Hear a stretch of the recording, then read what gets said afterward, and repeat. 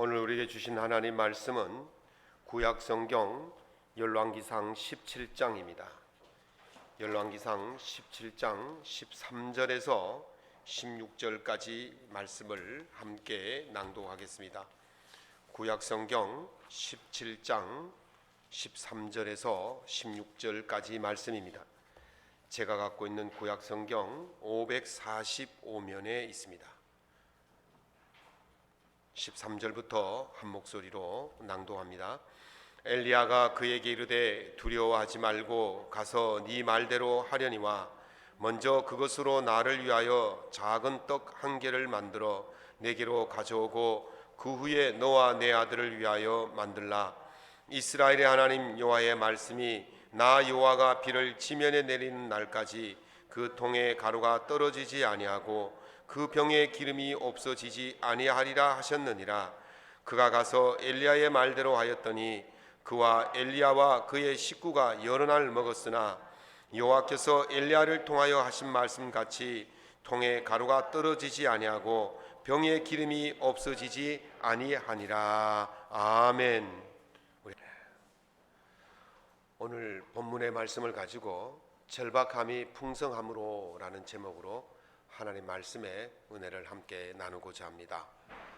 강신주라는 분이 쓴 감정 수업이란 책에서 절망에 대해 이렇게 설명을 했습니다.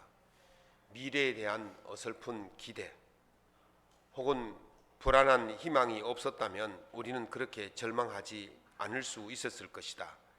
비극적인 미래를 충분히 예측할 수 있었지만은 가느다란 희망의 줄을 놓지 않으려는 사람들이 있습니다. 예상했던 비극이 빨리 찾아오지 않자 희망의 동아줄은 더 튼튼히 붙잡고 그것이 전부인 것처럼 생각을 합니다. 물론 이것은 환상에 불과하다 그렇게 말합니다. 우리가 환상을 견고한 성곽이라고 생각하고 그것을 믿고 의지할 때 절망이라는 것이 훨씬 더 빨리 더 큰 충격으로 다가올 수 있다 그렇게 말합니다. 환상의 성곽이 무너지는 순간에 거기에 기대고 있던 우리의 모든 것들이 땅바닥에 내동댕이 쳐지는 그런 아픔을 겪게 될 것이다 그렇게 말합니다. 우리가 절망은 절대로 무너지지 않을 것이라는 그런 기대가 크면 클수록 그 절망의 크기는 더 커지는 것이죠. 우리가 크게 희망을 가졌는데 그 희망이 사라져 버리면 그 사람은 그 희망에서 떨어지기 때문에 큰 충격을 받지 않을 수가 없다는 것입니다. 그리스 시내가에서 까마귀를 통해서 떡과 고기를 공급받던 그 엘리야는 그것이 참 안전한 곳이라고 생각했을 것입니다. 하나님께서 직접 공급해 주시는 그 일을 겪는데 무슨 걱정이 있겠습니까? 그리고 시내가에 머물고 있으니까 물이 끊임없이 오니까 물 걱정 없이 그렇게 사니까 그렇게 안전한 곳이다 그렇게 삽니다. 떡과 고기와 물이 희망이고 그에게 동아줄인 것처럼 느낄 수도 있었다는 것이죠. 저는 여기서 신앙인들이 이런 착각을 할 때가 있겠구나라는 그런 생각을 해봅니다. 떡과 고기와 물은 사실 가느다란 희망의 끈에 불과합니다. 하나님께서 머물라고 하신 곳이고 하나님께서 공급해 주시는 떡과 고기가 그것이 가느다란 희망이 될 수가 없잖아요. 하나님이 주셨으니까 얼마나 그게 대단하고 위대한 것이고 큰 것이겠습니까? 그것이 결코 우리 인생에서 끊이지 않을 것처럼 그렇게 생각하면서 살아갑니다. 그런데 한번 보십시오. 엘리야가 선포한 것이 무엇입니까? 엘리야가 이렇게 선포했지 않습니까? 내 말이 없으면 수년 동안 비도 이슬도 내리지 아니할 것이다 그렇게 이야기했어요. 바꿔 말할까요? 엘리야가 선포한 이 내용이 이 예언이 진리가 되고 참이 되려면 어떻게 됩니까? 그리스 시내가가 말라야 되는 거예요. 가뭄이 들어야 되는 것입니다. 마르지 않은 것은 엘리야의 희망사항이에요.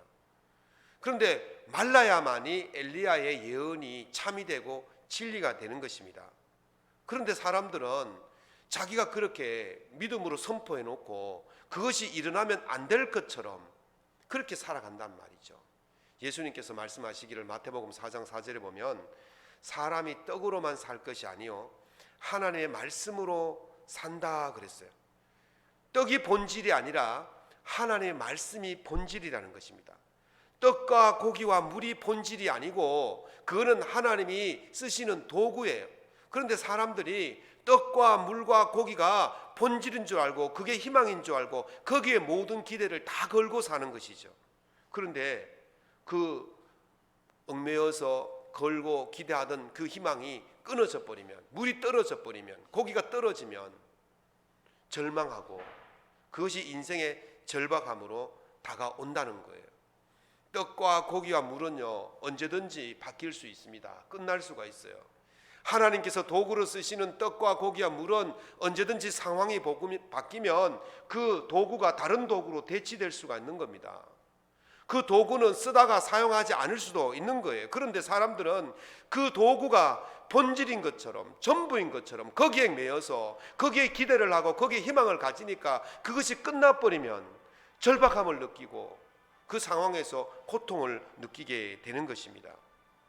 절박이라는 말은요 환자로 풀이하면 끊을 절자에 닥칠 박자예요.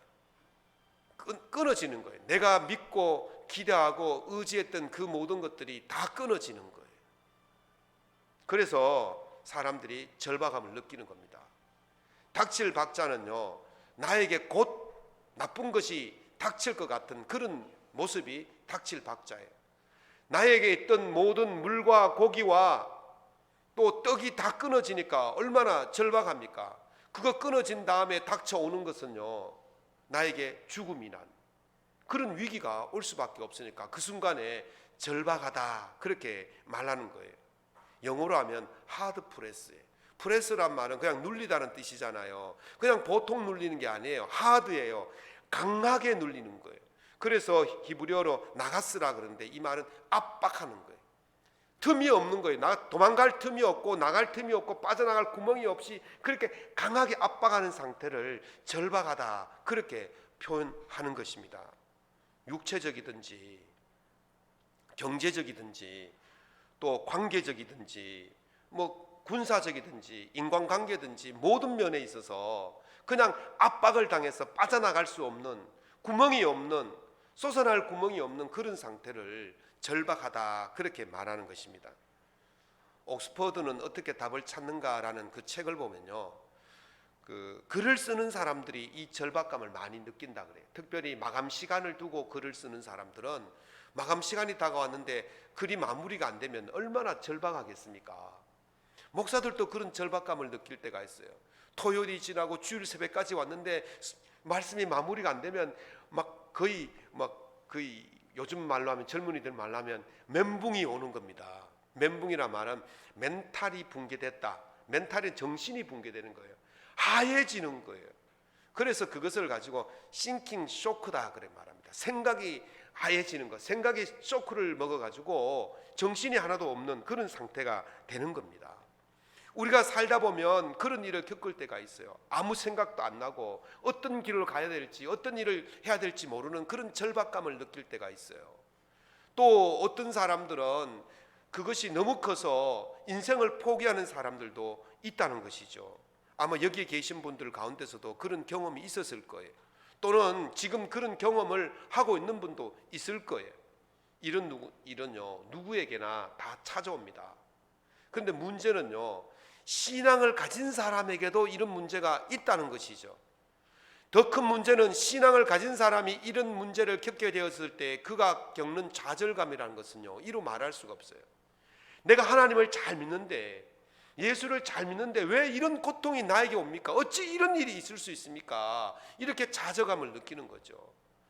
열심히 믿는 사람일수록 이런 좌절감이 이런 절박감이 더 크게 나타날 수도 있다는 거예요. 오늘 우리가 깊은 고민을 해봐야 되는 문제가 바로 여기 있습니다. 신앙인들이 겪는 절망의 순간, 절박한 순간에 어떻게 이것을 극복할 수 있을까라는 것이죠. 첫 번째는 절박함이 우리를 무너뜨리지 못하게 하는 방법이 있습니다. 일반적으로 종교음악의 3대 종교음악으로 알려진 곡이 있어요. 멘델 존슨의 엘리야라는 곡하고 또 하이든의 천지 창조하고 마지막에 핸델의 메시아라는 곡이 종교 음악에서 3대 곡입니다. 그 중에서 우리가 한 번쯤은 들어봤을 곡이 뭐냐면 핸델의 메시아예요. 이 핸델의 메시아는 예수 그리스도의 탄생의 연과 탄생과 또 생애와 죽음과 부활과 이런 예수 그리스도의 구속사 전반을 처음부터 끝까지 쫙 다룬 곡이 바로 이 메시아라는 곡입니다. 근데 우리가 들어본 곡은 이 메시아 전곡이 아니고 그 중에서 일부분인 곡입니다. 그 곡이 뭐냐면 할렐루야라는 곡입니다. 할렐루야 할렐루야 할렐루야, 이 곡 들어보셨죠? 한 번쯤 들어보셨을 거예요. 성탄절이나 부활절에 합창단이 나와서 이 곡을 웅장하게 부르는 이 곡, 이게 바로 할렐루야라는 곡인데요. 텔레비전이나 교회에서는요 전곡을 다 들려주지 않고 이 할렐루야라는 곡 4분 30초짜리 곡만 많이 들려주기 때문에 우리가 귀에 익숙한 거예요. 왜 이 곡을 다 들려주지 못하느냐, 메시아 곡을 다 들려주지 못하느냐 하면 이 메시아 전곡은요 53곡으로 되어 있어요. 53개로 되어 있어요. 그 중에 할렐루야라는 부분이 4분 30초짜리 곡 하나가 그 중에 하나예요.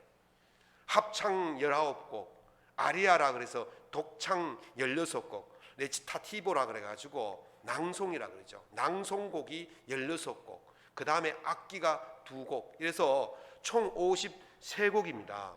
이게 전곡을 다 들려주면요 시간이 얼마나 걸리냐면 2시간 50분 걸려요.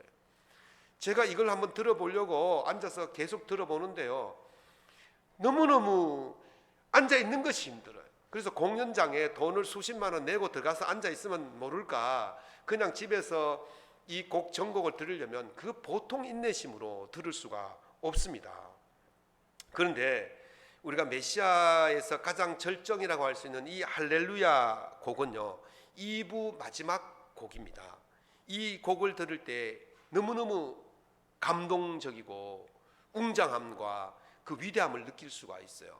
핸델은 이 곡을 완곡을 하고는 그 연주자들에게 주고 이 곡을 들려달라고 했어요. 그래서 연주자들이 이 곡을 53곡을 전곡을 하면서 2부 할렐루야 나올 때 이 핸델이 깜짝 놀랐어요. 그리고 이렇게 고백합니다. 내가 하나님을 만났다. 그렇게 말합니다. 자기가 쓴 곡을 듣고는 하나님을 만났다. 그만큼 이 곡이 위대하다는 거예요. 이 곡을 들을 때는 전체가 일어서서 듣습니다. 그런 전통이 있어요. 왜 그러냐 그랬더니 영국 왕 조지 2세가 이 연주하는데 참여를 했대요. 또 어떤 사람은 프레드릭 왕자 부부가 참여를 했다는 거예요. 어찌됐든 간에 그 연주장에서 가장 높은 사람이 이 곡을 듣다가 너무 감동적이어서 자리에서 벌떡 일어섰다는 거죠. 왕이나 왕자가 자리에서 벌떡 일어서서 들으면 보통 사람들이 신하들이나 평민들이 앉아서 들을 수 있습니까? 벌떡 일어서서 같이 들었다는 거예요. 그 이후부터는 이 곡을 들을 때는 다 서서 듣는 그런 전통이 생겼다는 것입니다. 그런데 핸델이 이 곡을 작곡할 때 가장 전성기에 작곡한 게 아니에요. 가장 부유할 때 작곡한 게 아니에요. 가장 건강할 때 작곡한 게 아니에요. 핸델은 이 곡을 작곡할 때 나이가 56세예요. 저하고 나이 같은 나이에 작곡을 했는데 그때 경제적으로 파산을 당했습니다. 그리고 뇌졸중이 와가지고 반신불수가 됐어요. 오른쪽은요 전혀 쓸 수가 없어요. 손가락 4개는 완전히 마비되어서 펜을 잡을 수 없는 그런 아주 위기에 와 있어요. 하루는 다리를 지지 끌고 불편한 몸을 끌고 교회에 앉아 있는데 너무너무 서글펐어요. 내 인생이 왜 이럴까? 하나님, 나에게 다시 한번 기회를 주시면 하나님을 위해서 제대로 한번 쓰임을 받고 싶습니다. 그렇게 하는데 그때에 자기 친구인 그 찰스 제닝스라는 시인이 찾아와서 그리스도에 관한 연극 대본을 건네주면서 이 연극 대본을 가지고 네가 한번 곡을 만들어 봐라. 그래서 그 자리에서 연극 대본을 읽는데 성령께서 감동을 주신 거예요. 그 자리에서 안 되는 손을 가지고 작곡을 하기 시작하는데 24일 만에 53곡 전편을 다 한 거예요. 분량이 얼마냐? 260쪽의 악보를 만든 겁니다. 그래서 오라토리오 메시아가 탄생하게 된 것이죠. 존 맥스웰이라는 분이 실패를 딛고 전진하라는 책에서 그 핸델의 전기 작가인 뉴먼 플라워라는 사람의 이 쓴 글을 인용을 했어요. 메시아에 대해서 이 뉴먼 플라워는 이렇게 말합니다. 그 작품의 광대함에 비해 정말 짧은 시간이 걸렸고 그것은 아마도 영원히 음악 작곡 역사상 가장 위대한 업적으로 남을 것이다. 그렇게 소개를 했어요. 핸델이 메시아를 쓸 때 부유하고 건강하고 잘 나갈 때 쓴 게 아니라 경제적으로 파산을 당하고 육체적으로 가장 힘들고 어려운 불구의 몸을 가지고 이 곡을 썼다는 거예요. 그러나 그 순간에 하나님을 만났다는 거죠. 그 순간에 하나님을 경험하게 되어지니까 24일 만에 그 곡을 완성할 수가 있었던 것입니다. 그래서 그 곡이 불후의 명곡이 되었고 가장 짧은 시간에 썼지만은 가장 역사에 남은 영원히 남을 그런 곡을 만들었다는 것입니다. 인간의 힘으로 가능한 게 아니에요. 절박한 순간에 하나님을 만날 때 이 일이 가능한 거예요. 53곡을요 24일 만에 쓴다고 계산해 보니까 하루에 몇 곡씩 써야 되냐면 2.2곡씩 써야 돼요. 여러분 작곡 하나 하는데 그냥 기계도 아니고 어떻게 그렇게 나옵니까? AI 같으면 모를까? 사람이 그렇게 쓸 수가 없어요. 그런데요 한 사람이 하루에 2.2곡씩 한 곡씩 써낸다는 거 대단한 일이 아닐 수 없어요. 그냥 단선으로 쓰는 게 아니고 이것도 합창이 있고 온갖 악기들이 다 있으니까 그 악기들마다 다 그렇게 다 그리려 그러면 이거는 대단한 일이 아닐 수가 없는 것입니다. 절박할 때 무너지지 않는 방법이 무엇입니까? 하나님을 만나면 될 줄로 믿습니다. 제가 전곡을 감상했는데 2시간 50분의 곡을 감상하는데 듣는 것도 힘든데 그걸 곡을 쓴다는 것은 하나님께서 함께 하시면 아니면 안 되는 일이라는 거예요. 하나님이 주신 힘이 아니고는 설명이 안 되는 것입니다. 엘리야가 물이 떨어진 그 순간에 하나님의 음성에 귀를 기울였습니다. 절박함에 매몰되어서 땅바닥 치고 물이 왜 없냐, 떡이 왜 없냐, 고기가 왜 없냐 거기에 매몰되지 아니하고 하나님께서 어떤 말씀을 하실까 거기에 귀를 기울였더니 하나님께서 살 길을 열어주신 줄로 믿습니다. 절박함 속에서 하나님께 귀를 기울이시기 바랍니다. 그러면 살 길이 있습니다. 시편 40편 1절 2절에 보면 이렇게 말합니다. 내가 여호와를 기다리고 기다렸더니 귀를 기울이사 나의 부르짖음을 들으셨도다. 나를 기가 막힐 웅덩이와 수렁에서 끌어올리시고 내 발을 반석 위에 두사 내 걸음을 견고하게 하셨도다. 아멘. 수렁이와 웅덩이에서 빠져 기막힌 일을 당하고 있다 할지라도 절박함이 나를 무너뜨리지 못하게 하는 그 방법은 하나님께 귀를 기울이는 거예요. 하나님께 귀를 기울이면 하나님께서 내게 살 길을 열어주실 줄로 믿습니다. 절박함에 무릎 꿇지 아니하고 하나님의 도우심을 기다렸더니 하나님께서 엘리야를 어디로 가라고 말씀하시는 거예요. 그 절박한 순간에 나타나셔서 사르밧으로 가라고 말씀하십니다. 그곳에 가서 엘리야에게 하나님께서 그 가뭄을 이길 수 있는 풍성함을 준비해 놓으신 줄로 믿습니다.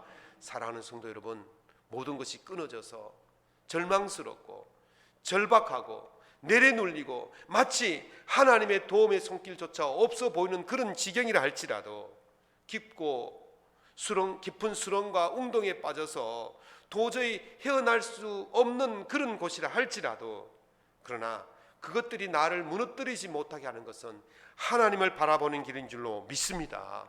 하나님 바라보시면 하나님께서 이 절박함을 우리에게 풍성함으로 갚아주실 줄로 믿습니다. 그런 은혜가 여러분과 함께 하시기를 예수님 이름으로 축원합니다. 두 번째는요, 절박할 때 믿음의 품격을 잃지 말자는 거예요. 니콜라스 케이지가 주연한 넥스트라는 그런 몇 년 전에 나온 영화가 있어요. 거기 보면 이 주인공의 이 다른 사람과 다른 특별한 능력이 있는데 그 능력이 뭐냐면 이분 앞을 내다보는 능력이에요. 여러분들 이분 앞을 내다볼 수 있습니까? 저는 2초 앞도 못 내다보는데 이분 앞을 내다본다는 것은 굉장한 능력입니다. 그래서 이 어두운 어렵고 위험하고 힘든 것을 잘 피해가서 안전하게 갈 수가 있는 것이죠. 우리가 몇 초 앞만 내다봐도 위험한 길을 얼마나 잘 피해갈 수 있겠습니까? 저도 몇 번의 사고를 당해봤습니다만은 하는 순간 끝나도, 특별히 차량을 운전하시는 분들 하면 벌써 꽝 하고 박았잖아, 그죠? 순간적이에요. 반짝끄면 벌써 뒤집어진 거예요. 그러면 어디 가 있습니까? 눈 뜨면 병원인 거예요. 하는 순간에 끝나는 거예요. 그거 1초도 못 내다보는 것이 우리 인간의 모습입니다. 사람들이요, 놀라워하는 이유가 무엇입니까? 예상하지 못한 일을 당하기 때문에 놀라워하는 것입니다. 우리 하나님은요, 서프라이즈를 참 좋아하시는 것 같아요. 우리를 잘 놀래키시는 것 같아요. 근데 하나님이 우리를 놀래키시는 것이 나쁜 일로, 악한 일로, 안 되는 일로, 망하는 일로 놀래키시는 게 아니고 우리에게 선하고 좋은 일로 놀라게 하시는 줄로 믿습니다. 은혜로 놀라게 해주시는 거예요. 복으로 놀라게 해주시는 거예요. 그 놀라움 중에서도 가장 큰 은혜와 가장 큰 복이 뭐냐? 예수 그리스도를 우리에게 보내주신 것인 줄로 믿습니다. 누가 상상이나 했겠습니까? 내가 죄인이고 내가 지옥 가야 되고 내가 망해야 되는데 예수 그리스도를 통해서 다시 살아나는, 다시 구원받는, 다시 은혜를 받는, 다시 복을 받는 그런 은혜를 받을 줄 상상이나 했겠습니까? 생각해 보십시오. 주인이 종을 살리기 위해서, 노예를 살리기 위해서 자기의 전 재산을 다 팔거나 자기의 사랑하는 아들을 죽이거나 그렇게 할 주인이 누가 있습니까? 종을 살리기 위해서 재산을 파는 주인이 어디 있으며 종을 살리기 위해서 자기 아들을 죽이는 주인이 어디 있겠습니까? 그러나 우리 하나님께서는 우리를 살리시기 위해서 그런 은혜를 베푸신 줄로 믿습니다. 우리를 살리시는 증거, 우리를 사랑하신다는 그 증거를 자기 아들을 죽이심으로 말미암아 그 증거를 보여주시는 거예요. 그걸 볼 때 놀라지 않는 사람들은 어떤 사람들일까? 그걸 정말 그런 은혜를 받고 놀라지 않는 사람은, 그 사람은요, 너무 가슴이 강박한 사람일 수밖에 없는 것입니다. 죄의 문제로 죽고 영원히 형벌을 받을 수밖에 없는 우리 인생을 살리신 그 하나님, 그 너무 놀랍고 감사하지 않을 수가 없는 것입니다. 유대인들은요, 예수님을 나사렛 시골의 목수 이상으로 생각하지 않았습니다. 남의 집에 문이나 고쳐주고 지붕이나 고쳐주고 창문이나 고쳐주는 그런 정말 하잘것없는, 보잘것없는 그런 시골 출신의 목수, 그래서 무시하고 천대했어요. 예수님이 고향 땅에 가셔서 말씀을 전하시니까 사람들이 어떻게 했습니까? 예수님을 끌고 낭떠러지로 끌고 가서 밀쳐서 떨어뜨려 죽이려고 했어요. 무시했다는 거예요. 네가 뭔데 말씀을 전해? 네가 뭔데 하나님 말씀을 선포해? 그러면서 그 사람을, 예수님을 떨어뜨려 죽이려고 했다는 거예요. 무시하는 거예요. 천대하는 거예요. 종교 지도자들도 마찬가지였습니다. 바리새인과 사두개인들, 제사장들이 예수님을 죽이려고 계획했고 결국 죽였지 않습니까? 왜 그렇습니까? 예수님을 죽여도 괜찮다는 거예요. 죽여도 괜찮을, 무시해도 괜찮을 그런 분이었다는 거예요. 그런데 하나님은 그런 사람들에게 천대받고 무시당하는 예수 그리스도를 통하여서 우리의 구원자로 삼아주신 줄로 믿습니다. 바울은요, 디모데전서 1장 13절에서 내가 전에는 비방자요 박해자요 폭행자였으나 도리어 국률을 입은 것은 내가 믿지 아니할 때에 알지 못하고 행하였습니다. 아멘. 바울이요, 예수님을 모를 때는 예수님을 믿는 사람들을 죽이고 핍박하고 박해하고 폭행하는 가장 악랄한 그런 짓을 저질렀던 사람이에요. 왜 그렇습니까? 모를 때 그랬다. 모를 때. 그리고 나서 예수를 알게 되었을 때 바울은요, 죽을 때까지, 순교할 때까지 어떤 마음으로 살았느냐? 내가 죄인 중에 괴수구나, 그런 마음으로 살았어요. 알면 안 그러죠. 모르니까 그렇게 한 거예요. 몰랐으니까 예수님을 핍박하고 박해하고 죽이는 것입니다. 알고 보니까 메시아였다는 거죠. 세상은요, 사람을 볼 때 외모로 판단해요. 외모로 판단하고 그 사람을 존경하기도 하고 그 사람을 대우하기도 하고 높은 자리에 앉히기도 하고 뭐 그렇게 서비스가 좋아지기도 하고 그렇게 하는 거예요. 세상은 그래요. 그러나 우리 하나님께서는 사람을 외모로 판단하지 말라고 말씀하셨습니다. 엘리야가 만난 사르밧의 여인이었습니다. 사르밧은요, 시돈에 속한 지역입니다. 시돈이 어떤 땅이냐면 아합의 부인 이세벨, 아합 왕의 부인 이세벨 왕비의 고향 나라입니다. 아합의 왕비 이세벨이 어떤 여자입니까? 그 여자는 시돈의 공주였습니다. 그런데 시돈이 섬기고 있는 그 악한 바알과 아세렛과 몰렉과 뭐 이런 모든 우상들을 가지고 이스라엘에 들어와서 왕으로 하여금 신전을 만들게 하고 왕으로 하여금 그 섬기게 하고 백성들로 섬기게 하는 우상을 섬기도록 만든 그런 악한 여왕이었어요. 그러니까 이 시돈 땅은 하나님께서 보시기에 악한 땅이었어요. 그런데 그 속에 살고 있는 이 사르밧 여인은 어떤 여인입니까? 과부였어요. 다시 말하면 남편이 없다는 거죠. 그 당시에 남편이 없다는 것은 사람들에게 멸시를 당하는 그런 존재였습니다. 그런데 이 여인이 너무 가난해서 먹을 것이 없어요. 이 가뭄에 가난해서 먹을 것이 없는 그런 가난한 여인이에요. 보십시오. 하나님께서 이 여인을 볼 때에 이방 땅의 여인이었어요. 사람들에게 천대받는 여인이었어요. 무시당하는 여인이었어요. 가난한 여인이었어요. 뭐 하나 존경하고 뭐 하나 우대해 줄 수 있는 게 아무것도 없는 거예요. 요즘 말로 하면요, 어디 가서 돈 받을 수 있는 그런 가지고 있는 것들이 아무것도 없는 그런 버림받은 여인이었고 버림받은 땅에 사는 그런 사람이었다는 겁니다. 하나님께서 엘리야를 그런 척박하고 그런 무시당하고 그런 아무것도 없는 우상의 땅에 보내신 겁니다. 엘리야로서는요, 그 여인에 대해서 만난다는 것이 용납되지 않을 수가 있는 겁니다. 그래도 엘리야는 어떤 사람입니까? 하나님의 능력이 있는 사람이에요. 하나님의 능력을 덧입고 살고 하나님의 말씀을 선포하는 사람이, 감히 한나라 왕하고 대적할 정도로의 그런 담대함이 있는 사람이었어요. 그런 사람이 저 우상의 땅에 척박한 곳에 가난하고 남들도 무시하는 그 여인을 만나서, 그건요 도저히 엘리야로서는 용납이 안 될 수도 있는 것입니다. 그런데 엘리야는요 그 여인을 만나서, 우리가 오늘 13절까지만 읽었지만 그 앞에 보면 이 여인을 만났을 때 첫 번째 한 말이 뭐냐면 물 좀 주세요라고 했어요. 물 좀 주세요.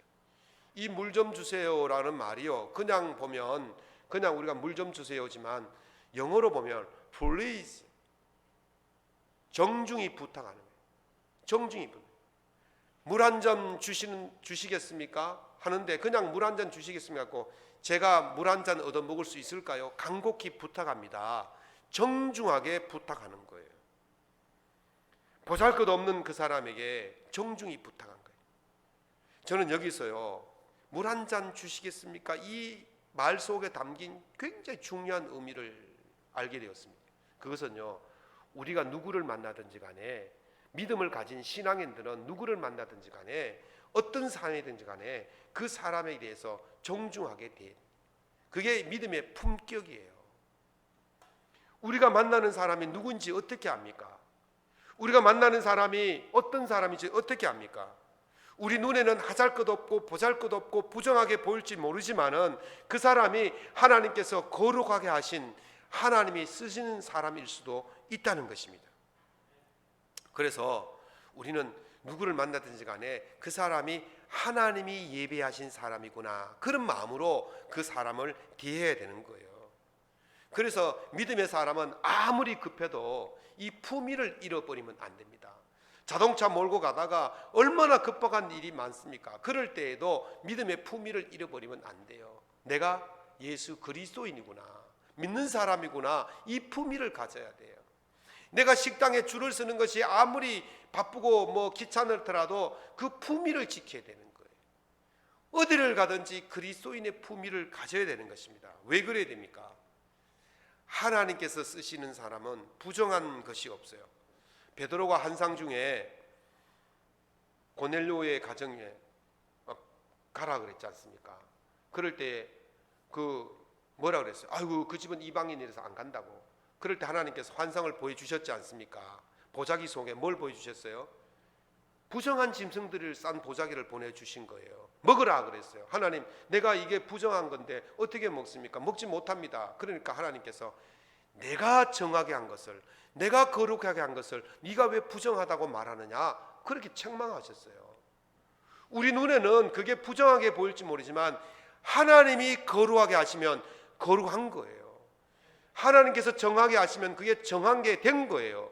그런데 자꾸 우리 눈으로, 우리 생각으로, 우리 판단으로 자꾸 부정하다고, 자꾸 아니라고 그렇게 멸시하고 천대하고 무시하고 그렇게 하는 것입니다. 그래서 우리는요, 누구를 만나든지 간에 그 사람이 하나님께서 정하게 하신 분, 하나님께서 깨끗하게 하신 분, 하나님께서 나에게 보내주신 분이라고 생각한다면 우리는 믿음의 품위를 지킬 수가 있는 것입니다. 하나님께 쓰임받는 것은 부정한 것이 없어요. 하나님께 쓰임받지 못한 것이 부정한 것이죠. 이세벨이 시돈 땅의 공주였지 않습니까? 왕비였지 않습니까? 높은 땅에 있었지만, 높은 자리에 있었지만 쓰임받지 못했어요. 악한 걸로 쓰임받았어요. 쓰임받지 못한 것이 악한 거예요. 아무리 사람들 눈에 보이기에 천대받았고 별볼일 없다 할지라도 하나님의 쓰임받으면 그 사람이 존귀한 사람인 줄로 믿습니다. 사르밧 과부라 할지라도, 보잘것없는 땅에 사는 여인이라 할지라도, 가난한 사람이라 할지라도 하나님이 쓰시면 그 사람이 위대한 사람이고 귀한 사람이고 존귀한 사람인 거예요. 그래서 우리 눈에, 우리 앞에 오는 사람이 혹시 하나님이 쓰시는 사람일 줄 모르기 때문에 우리는 정중하게 믿음의 품위를 가지고 대해야 되는 거예요. 아브라함이 부지 중에 천사를 대접했다가 은혜를 입었지 않습니까? 사랑하는 성도 여러분, 우리가 만나는 사람이 누군지 모르지만 그 사람이 하나님이 보내주신 사람일 수도 있기 때문에 늘 정중함으로 믿음의 품위를 가지고 대할 수 있기를 바랍니다. 아무리 절박하고 급해도요, 이 믿음의 품위를 잃어버리면 그 안 믿는 사람과 뭐 다를 게 있습니까? 똑같지요. 그러니까 믿음의 품위를 지켜야 되는 거예요. 특별히 사람들이 많이 모이는 곳에 가서 더더욱더 품위를 지킬 수 있기를 바랍니다. 한 번은 제가 저녁에 집사람과 파스타를 먹으러 갔어요. 대학생들이 많이 다니는 그 맛집이 있어서 갔더니 좀 일찍 갔는지 자리가 빈 자리가 많아서 우리가 4명이 앉는 넉넉한 자리에 둘이 앉아 있었습니다. 조금 때보니까 막 이제 학생들이 막 몰려드는데 자리가 좀 비좁으니까 5명이 들어왔는데 2명이 앉는 저 구석에 자리에 막 5명이 의자를 더 갖다 놓고 막 앉으려고 그러더라고요. 그래서 제가 갔어요. 청년들, 학생들, 우리는 2사람이 저 넓은 자리에 앉으니까 우리와 자리를 바꾸자. 그랬더니 학생들이 자리에서 벌떡 일어서더라고요. 그래서 제가 속으로 자리를 바꾸려라 그랬더니만 이 학생들이 하는 말이, 아우, 말씀만 드려도 너무 고맙습니다. 너무 감사합니다. 우리는 요 좁은데 앉아도 괜찮습니다. 선생님이 앉아 계십시오. 그렇게 고맙다고 도리어 인사를 하더라고요. 그래서 저는 자리도 양보 안 하고 칭찬받고 감사 인사만 받은 적이 있더라고요. 여러분들, 우리가 조금 손해보고 조금 불편하고 조금 어려워도 타인에게 그렇게 믿음을 가진 사람으로서 양보하고 정중하게 하면 오히려 그 사람들이 우리를 더 칭찬하고 인정하고 감사를 드리는 거예요. 뭐 그게 대단한 일이라고, 내가 먼저 들어왔으니까 나는 끝까지 여기를 지켜야 돼, 그게 무슨 뭐 죽고 사는 문제입니까? 그 조그만 것 때문에 우리가 우리 품위를 잃어버리지 말자는 거예요. 우리가 조금만 더 양보하고 조금만 더 정중한 모습을 가지고 그렇게 하면 믿음의 사람으로서 그 품위를 지켜갈 수가 있는 것입니다. 엘리야는요, 그 사르밧 과부에게 정중하게 했어요. 부탁합니다. 간곡히 부탁합니다. 그 모습을 통해서 이 여인이 감동을 받고 그 엘리야의 말을 듣고 엘리야를 공개한 거예요. 자기의 모든 것을 다 내어준 거예요. 그래서 엘리야와 이 가정이 함께 가뭄이 끝날 때까지 풍성함을 누리게 된 줄로 믿습니다. 믿음의 품격을 지키십시오. 아무리 절박하더라도 내가 예수 믿는 사람이야, 내가 그리스도인이야, 그런 품격을 가지면 하나님께서 여러분의 인생을 책임져 주실 줄로 믿습니다. 말씀을 맺겠습니다. 꽃이나 나무는요, 자기 생명이 다 한 것을 알면 갑자기 꽃을 많이 피우고 열매를 많이 맺는다고 그래요. 이 현상을 앙스트 브리테라는 말인데, 독일어인데요. 앙스트란 말은 불안하다, 막 그런 공포스럽다, 염려스럽다 이런 뜻이에요. 볼리테라는 말은 개화하다, 전성기라는 그런 말이에요. 그러니까 앙스테 블리티 이렇게 쓰면 불안한 가운데 피어나는 꽃이. 근데 그 불안한 가운데 피어나는 꽃이 그냥 한두 개 꽃이 아니고 만개를 한다는 거예요. 만개, 풍성하게 한다는 거예요. 그래서 이 절박함 속에서 더 풍성함을 나타낸다는 것입니다. 예수님께서 요한복음 12장 24절에 한 알의 밀이 땅에 떨어져 죽으면 많은 열매를 맺는다, 그렇게 말씀하셨지 않습니까? 불안한 가운데, 없는 것 가운데, 절박한 가운데 30배, 60배, 100배의 결실을 맺게 되는 것입니다. 죽음과 같은 절박한 순간에 예수님을 만나게 되어지면 풍성한 열매를 맺게 될 줄로 믿습니다. 김남도 교수가 쓴 웅크린 시간도 내 삶일까라는 책에 보니까 스윙 바이라는 기술에 대해서 이야기합니다. 이게 이제 우주선이 먼 우주를 항해할 때 나타나는 현상인데요. 작은 우주선이 연료를 많이 싣고 갈 수가 없잖아요. 연료가 떨어지면 이제 더 이상 움직일 수도 없는데 어떻게 움직이느냐 봤더니만 기술이 뭐냐면, 이 행성이 있으면 행성은 중력이 있지 않습니까? 이 끌어안이는 힘인데 또 일정 동안 끌어안으면 또 튕겨내는 힘도 있대요. 우리가 달과 지구가 서로 중력으로 있지만 달의 중력이 더 클까요? 지구의 중력이 더 클까요? 지구가 더 크니까 중력이 더 클 수도 있겠죠. 그러면 달이 확 딸려와 가지고 그만 지구를 덮치면 다 죽는 거잖아요. 그런데 또 중력도 있지만 튕겨내는 힘도 있다는 거예요. 그래서 그 당기는 힘과 튕겨내는 힘이 적절히 이용되어지기 때문에 이게 달과 지구가 잘 공전을 하고 있는 것이죠. 이 원리를 이용하는 거예요. 우주선이 행성을 쫙 지나가면 행성이 잡아다닌다는 거죠. 잡아다니다가 일정한 순간에 오면 탁 튕겨져 낸다는 거예요. 그러면 이 우주선이 그 튕겨져 나가는 힘에 의해서 다음 행성까지 가는 거예요. 그러면 그 행성이 또 잡아 당겼다가 또 탁 놓는 거예요. 이렇게 새청소듯이 당겼다가 놓고 당겼다가 이렇게 해서 연료 한 방울도 없이 다음 행성까지 가고 다음 행성까지 가고, 그게 바로 스윙 바이라는 기술이라는 거예요. 연료가 없다는 것은 절박함을 말하지 않습니까? 이 절박한 순간에 누군가의 도움으로 이 위기를 극복하는 거예요. 우리 인생의 절박함이 왔을 때 우리의 도움이 되실 분이 누구입니까? 예수 그리스도인 줄로 믿습니다.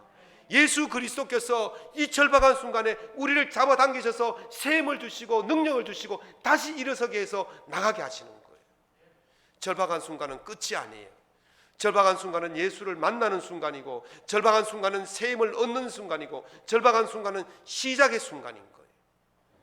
예수님을 만났던 수많은 절박한 사람들이 예수님을 만남으로 말미암아 고침을 받고 회복되어지고 구원을 받고 영생을 받고 은혜를 누리며 살아가는 줄로 믿으시기 바랍니다. 절박한 순간에 예수를 찾으십시오. 끝이 아닙니다. 새로운 시작입니다. 절박할수록 그리스도인의 품위를 지키십시오.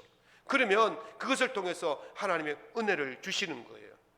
물이 떨어지는 절박한 순간에 하나님을 만났던 엘리야가 그 절박에서 풍성함으로 바뀌어 갔던 것처럼, 사르밧 가부가 사람을 만남으로 말미암아 그 절박함이 풍성함으로 바뀌어진 것처럼, 오늘 우리가 인생을 살면서 절박함을 느낄 때 하나님을 만날 수 있기를 예수 이름으로 축원합니다. 하나님을 만나야 삽니다. 절박할수록 하나님께 매달리십시오.